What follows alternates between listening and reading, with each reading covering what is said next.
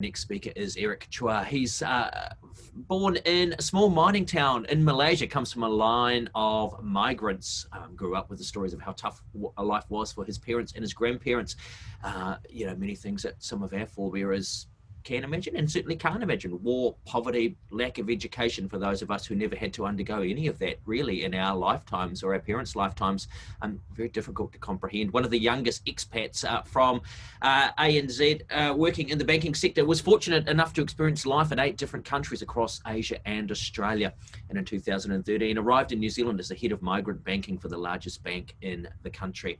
He decided to leave the corporate world in 2017 and start its first social enterprise. Some of you may be familiar with it. If you're not, you soon will be, in helping community groups. So ladies and gentlemen, and everybody, please welcome Eric as he discusses ability before disability. Welcome, Eric. Thank you so much, Terada. Really appreciate the introduction, and good morning to all of you who are watching across New Zealand and across from the world as well. You can probably see that I'm actually broadcasting this from New Zealand's National Stadium here at Eden Park. An absolute shout out to the team here for providing us with such an amazing support. I just want to also thank Mark for an amazing presentation. What you spoke about in terms of Ikigai, that was absolutely the center of how I discovered my purpose and led to where I am today.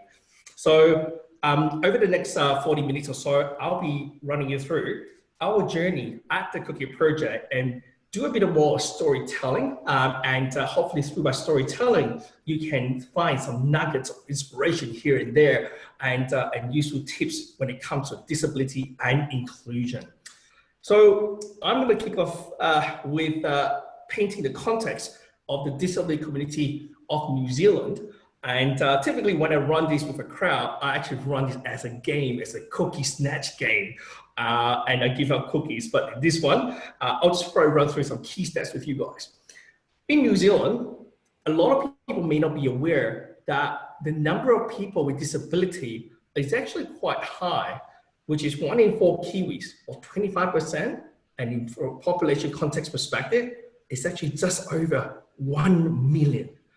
And in terms of the employment rate, a lot of people may be quite surprised by this, is actually quite shockingly low at only 22%. Now, if you contrast that with those who are non-disabled, that's actually quite high at 70%. That's 3 times more than those who are actually disabled. So that gives you a context about the potential opportunity that we see in the disability community.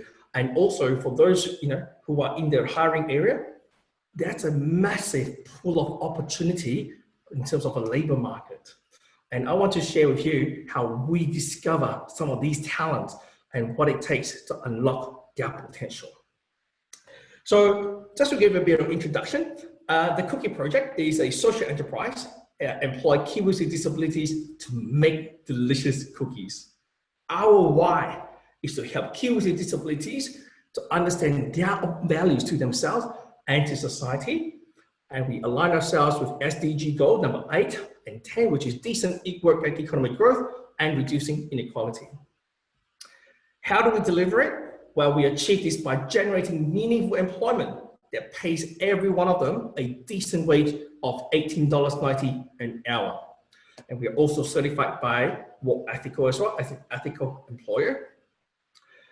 And what we do to actually deliver the how and the why is by using the best Kiwi ingredients to handmade delicious cookies. And we're also certified by Akina as well. The whole concept about the Cookie Project centers around the fact that we need to ensure that we change the mindset of winning by quality rather than by sympathy. And that is how you can appreciate the ability rather than playing on their disability and use a sympathy card. How we started is been a very bumpy journey along the way, but I want to share with you how we started right back in 2017. So when I left the corporate sector, I discovered a new purpose in social enterprise. And I give a lot of speaking engagement in social enterprise. And in one of my speaking engagement, I came across an audience member, and he asked me at the end of my speaking engagement how he can build a social enterprise for his family. And that's when I discovered this man is the most kind-hearted man in New Zealand, because I found out he adopted 4 children from a struggling Maori family in which 3 of them have a cocktail of disability. So I thought, my gosh, single parent looking after 4 kids, 3 with disability, I need to help this man, but I didn't know how at that time. Until he gave me his cookies that he made at home in the following Christmas. And one bite into it, I said, mate, this is really good, but let's make it the best by putting in the best butter in New Zealand, which is Lewis Road Creamery butter. And so he did. His next upgraded version with Lewis Road Creamery butter, gave it to me, one bite into it, and I said, Mike, this is it. This is the future for you and your family. And he looked at me really puzzled. He goes, Eric, I've been making cookies since the age of 6. How could my humble little cookie possibly create a future for me and my family and my kids? So I said to him, Mike, hang out with me, join me for an adventure. Let's see where we can take this to. And so he decided to join me as my business partner, my co-founder, and his name is Graham. So Graham is not able to join me today, but hopefully maybe he can join me later and say hello to everyone. But essentially, that's how we started. So that's a picture of Graham and his 3 kids. And so we decided to spend 6 months to really, really refine the product, where we were so pedantic about the size, the shape, the color, the aftertaste, the sweetness, and we tested this across a wide range of consumers. And we decided to launch in June 2018. And that's how our package actually looked like. And we sold over 5,000 pieces in the first 2 weeks. And we knew, there's something quite special here, and there's a potential here as well. So we decided to give it a go. And we reached out to some friends out there. And we actually moved to Eat My Lunch, and absolute shout out to Lisa King from Eat My Lunch for giving us a hand up by donating her kitchen for us to use in our first year.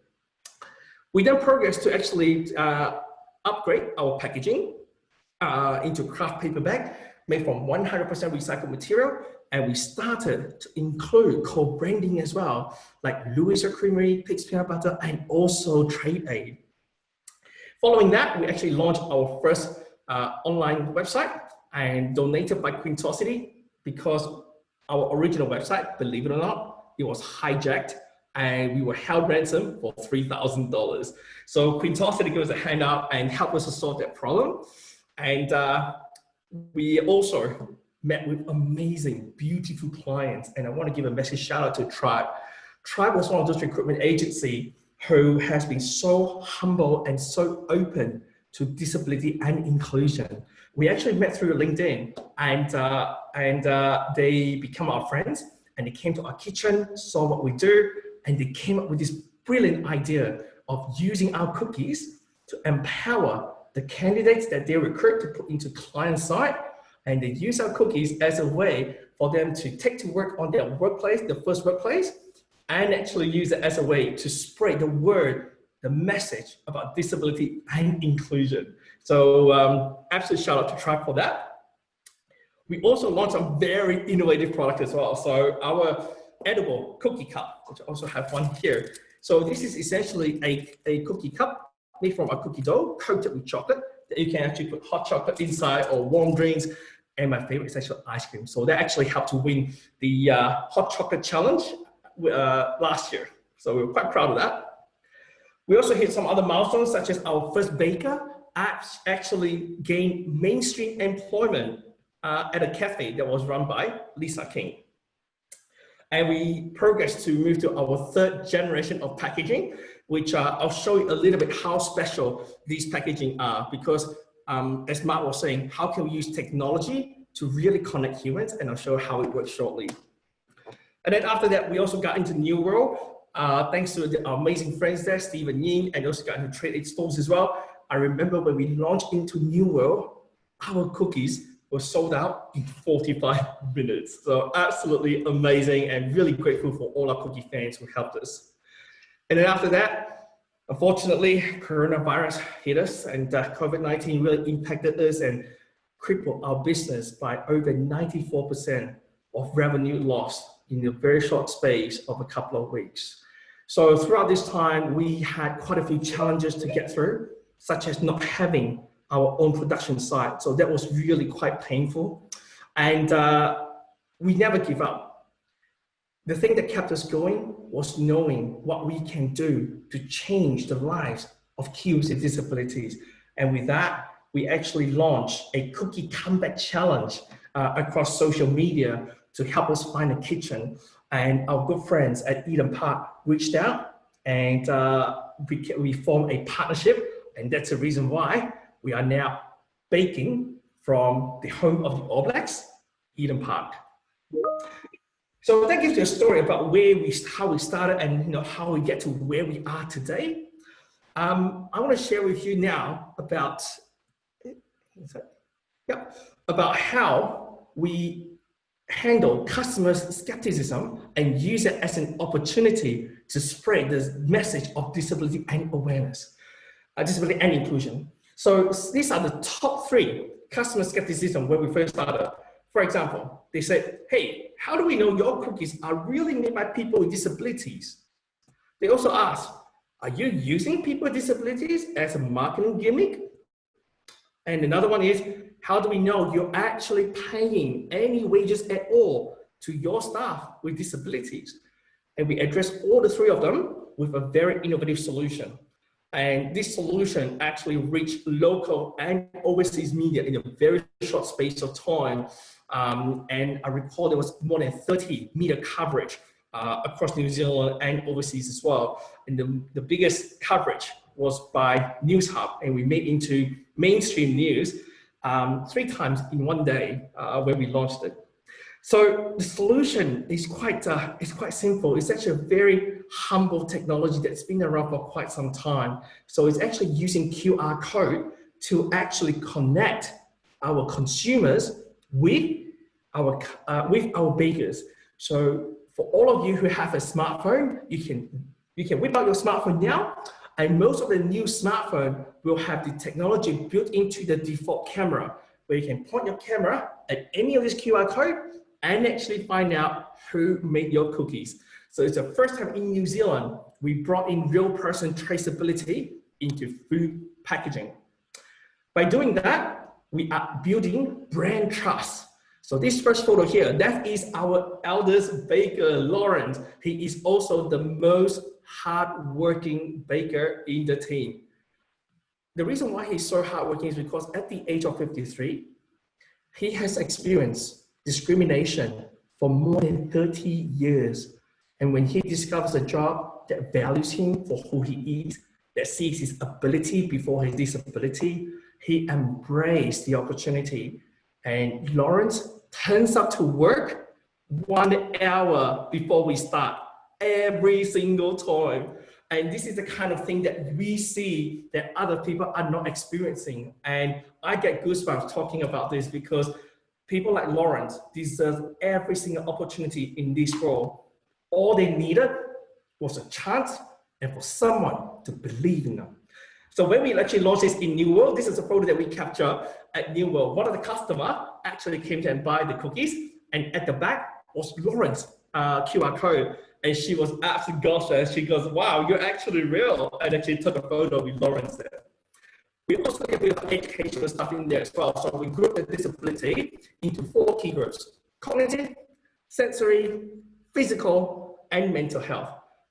And I'm using my own personal journey in the disability and inclusion sector to bring more people into the disability dance floor by making disability easier to understand. So these are the different color codes that you will see on the packaging when you go to the supermarket and purchase them. The next thing that we did was to ensure that customer and our bakers have engagement and create self-confidence as well. So when you scan this QR code, it will take you to the baker's profile. So you will get to learn about their disability. There's a short YouTube clip about them as well. Plus, you can even leave a message of support or even offer them an opportunity to work in your company or even for work experience. And last but not least, this is the stats that speaks itself. So we had more than 1,000 unique scans in just 1 year. We have more than 70 comments on bakers' profile, and every time they read their own profile, they get a real boost of confidence as well.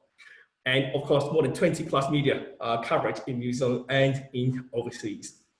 So what's our impact in the 18 months since launch?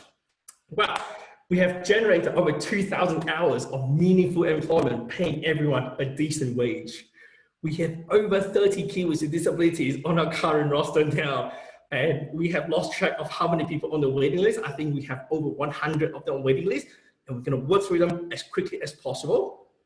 Plus, 4 of our bakers are no longer dependent on government benefits, so they are achieving financial independence as a result of gaining access to meaningful employment. But numbers alone don't do them justice. I want to show you some photos. This is Stacy. Stacy has been volunteering for over 14 years in her entire life because she can't get a job. And because she's desperate, people will take advantage of it and actually offer her unpaid job. After joining here at the Cookie Project, after 6 months, she's no longer on the benefit, and she also got married earlier this year as well. So that's a photo of Stacy and Paul, who got married in January this year. Ngaho, for example, flew for the first time, and we have Lawrence on the scooter. He was actually he actually got to work and actually save money on transportation by scooting to work, and that's a $600 scooter bike that he bought for himself just before Christmas. And one of our proudest moments is Michael, our first baker. He actually welcomed the Prime Minister last year when Jacinda Ardern came to see us in the kitchen. And it was a very powerful moment for someone with 2 qualifications, not able to find a job, now in the kitchen as our cookie captain, putting on an apron for the Prime Minister. It was a very touching moment for us. When it comes to diversity and inclusion, a lot of people ask us, how do you actually walk the talk, and how do you actually ensure that these values are actually included in your entire organization? So I put it down to 3 key steps that we did. The first thing is to ensure you have organization values that truly reflect diversity and inclusion. The second thing is to ensure you incorporate them in your hiring process. And the third is how you actually promote them to ensure diversity and inclusion have been considered throughout the entire steps. So I'll show you a couple of examples here. Our organization values, we have continuously evolved these, and we incorporate all the feedback from our staff. So this is not something that we decided at a management level to say, yep, we're going to do X, Y, Z. Absolutely not. It doesn't work that way.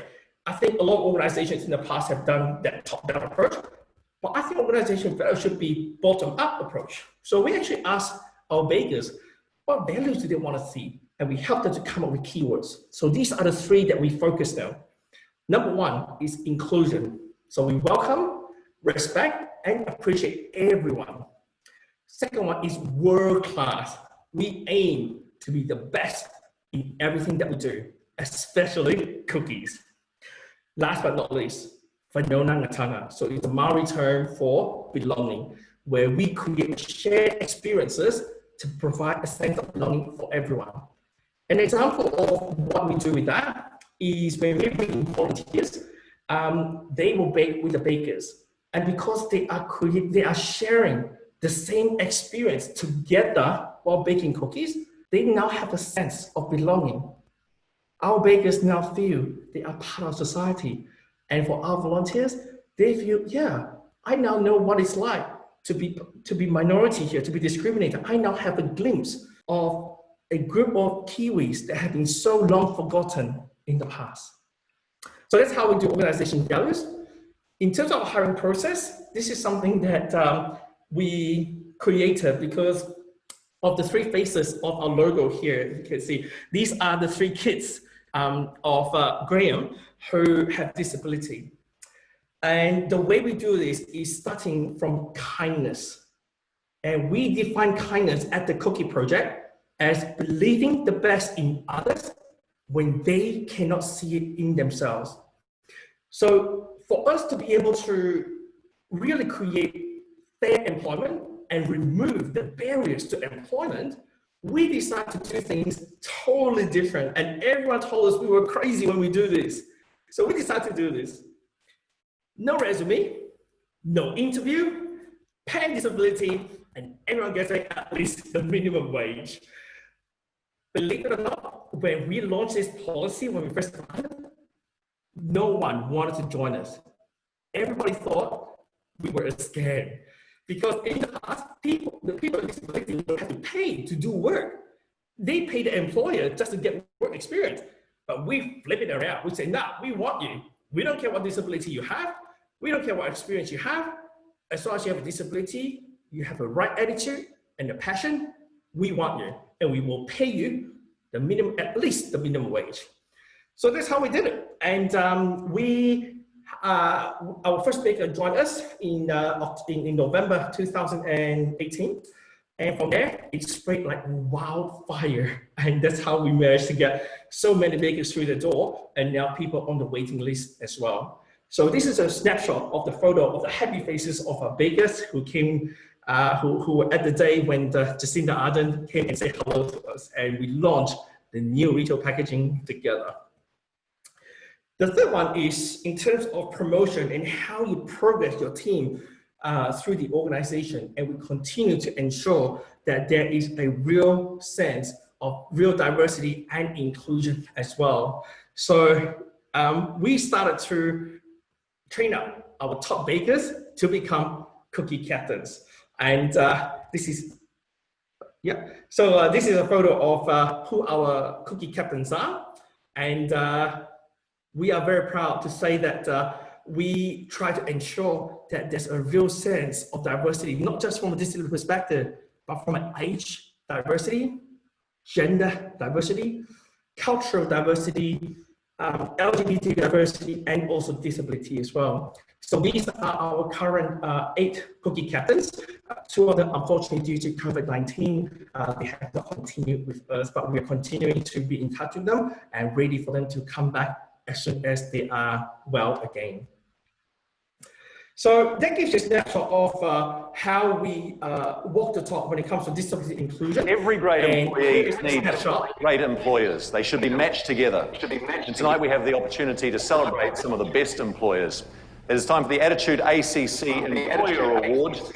And the finalists are Axiom Plastics Limited, Sudima Hotels, and the Cookie Project. So up first we've got Derek Cook of Axiom Plastics Limited. Where are you guys based? Whanganui, great. So what's your kind of policy? Well, there's nothing in a disability. People can work. They want to work, and we are lucky to have Jan at Workbridge, who brings us people constantly. We have quite a lot of staff who, all they want to do is get the job done. And then we've got Sadesh of Sudima Hotels, and now you promote New Zealand's 3rd official language, is that right? That's correct. And what's that? Sign language. Sign language, that's right. And your employees learn it, is that right? Well, we've got some employees who are, who have hearing, deficiency, and their team members are learning sign language just so that they can communicate with them. And it's so heartfelt to see them do that. Wonderful, and it's such a great language to know, isn't it? And also the Cookie Project. Okay, here you guys. I don't know what this means, me talking to you for the 3rd time. Some sort of sign. But you guys also have a great hiring process, right? Yeah, can you talk a bit about that? Sure. So at the Cookie Project, we recognize that in order to be an inclusive workplace and to really change the narrative of what employment for people with disabilities actually means, we have to throw away the old paradigm thinking of how employment actually works, because we don't ask for resume, we don't do interviews, everyone gets paid at least a minimum wage, and we have a pan-disability approach as well. Well, sounds perfect for this guy. Anyway, there can only be one winner, I'm afraid, so let's see who it is. Let's see indeed. Thank you very much, Tom, and good luck to our finalists. Presenting the winner, Chief Executive Officer of the ACC, Scott Pickering. Kia ora tātou. I'm delighted to be here this evening.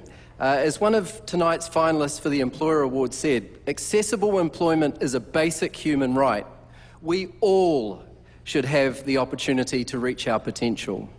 We only need to look at the talented individuals and businesses here nominated tonight to see that everyone wins when workplaces see the person before they see the disability. From high work quality to better retention, morale and culture, you'll not be surprised to hear that research supports what we know already. There are many benefits to hiring staff with disabilities. The 2019 Attitude ACC Employer Award winner, it's the Cookie Project.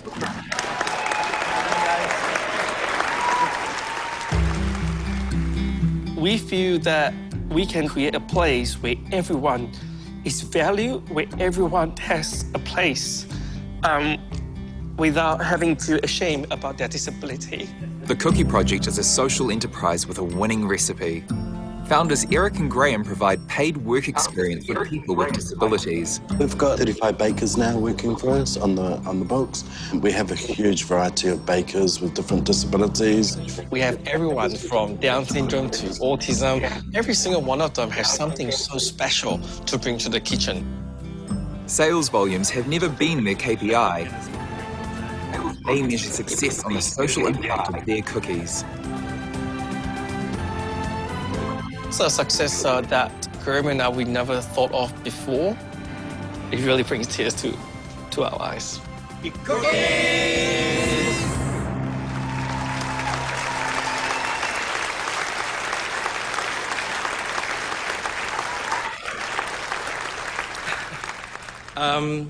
They say superheroes wear cape, but at our kitchen, superheroes wear aprons.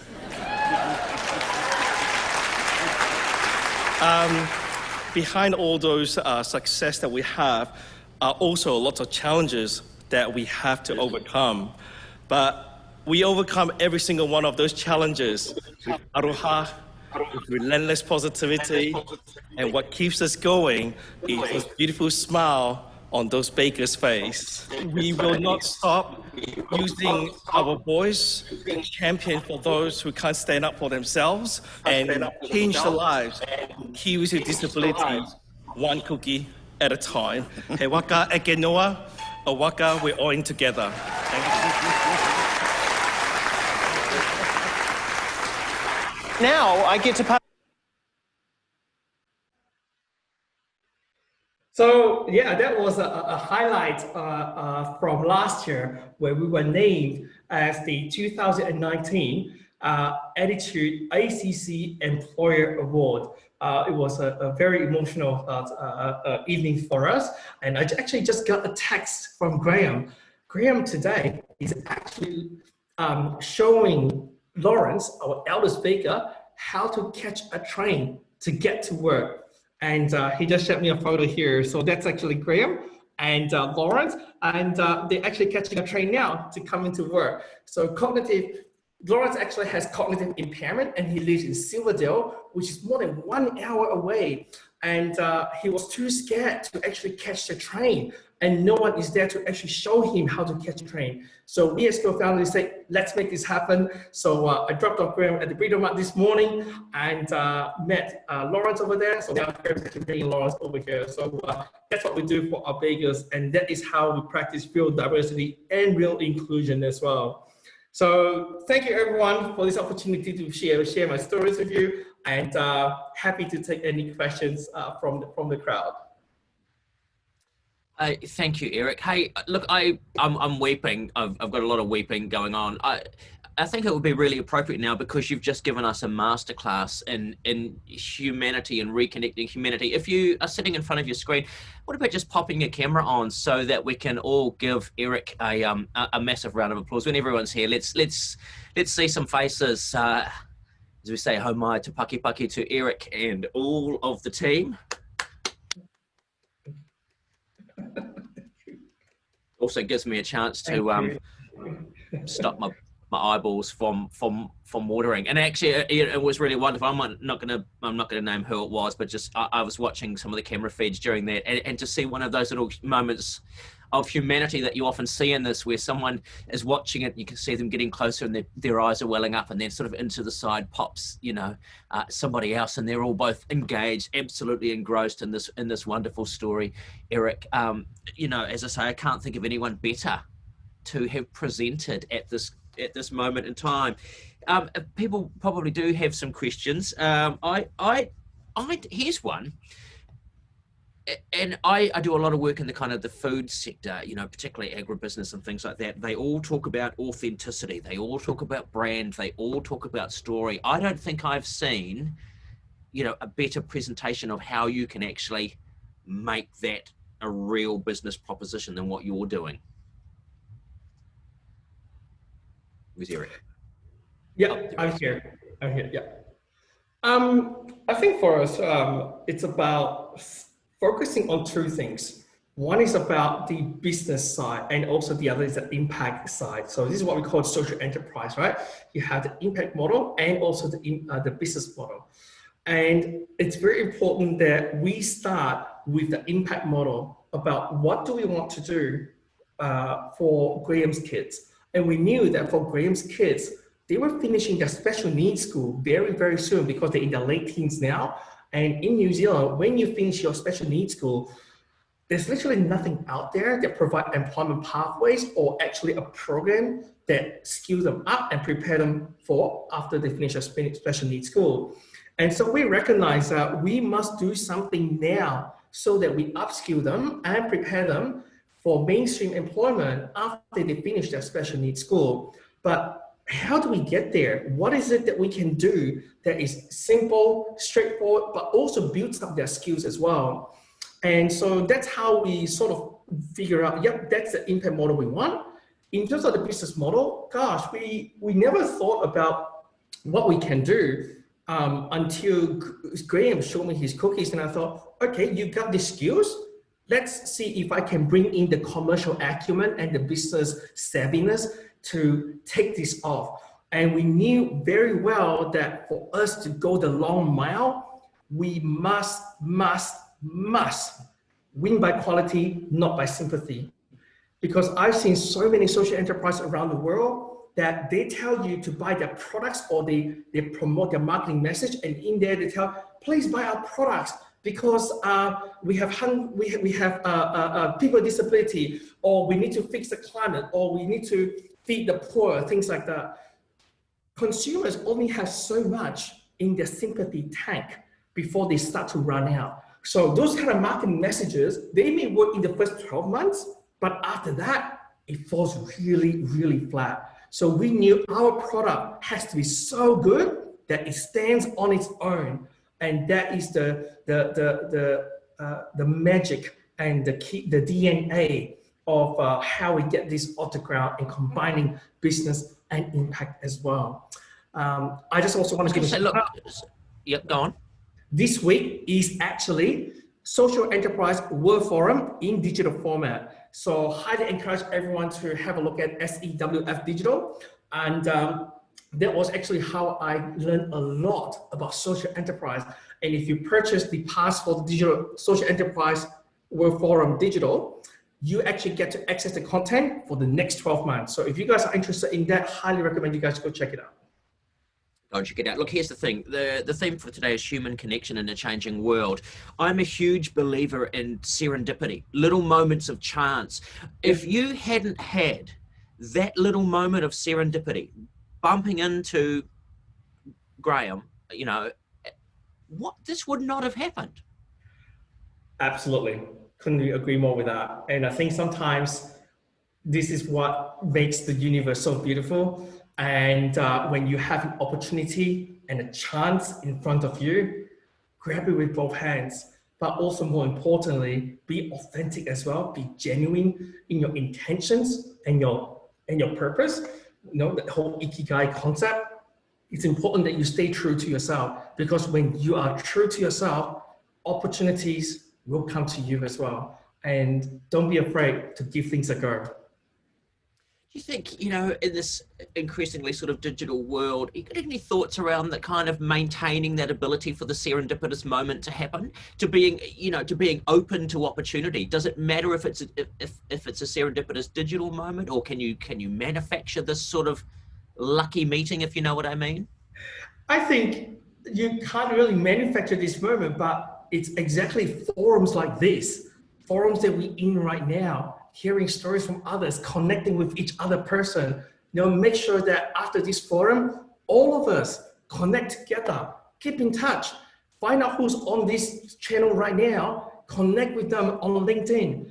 And this is how we can, you know, intentionally create these serendipity moments and embrace the opportunity to connect with one another, because the theme of this HR Summit is about connecting each other as human in a changing world. So I encourage everyone to make sure we don't let this moment go. You know, we have a great connection, a group of people here who obviously have dedicated their morning to be in this summit.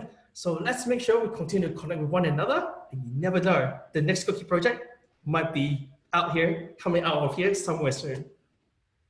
Look, I know that's a very, very good place, and I should wrap it up with a perfect final statement, but I've got one last question, and we've gone from the looking out. If you don't mind, I couldn't mind looking into you, Eric. What was the moment that made you give up what was probably a very good career at the bank? You know, we've looked out and we've all, you know, been asked this morning to look into ourselves as well. What was the moment for you that you said, no, I'm going to chuck in this and I'm going to go and do something different? Sure, I'm happy to share that. And this is a public story now. And what happened was in my corporate days, there was change of guards. This was AZ Bank here. And the change of guards mean that the new person who came in, they did not quite understand our business. And they were also tasked with making some changes very quickly because profits were dropping and they need to do something about it.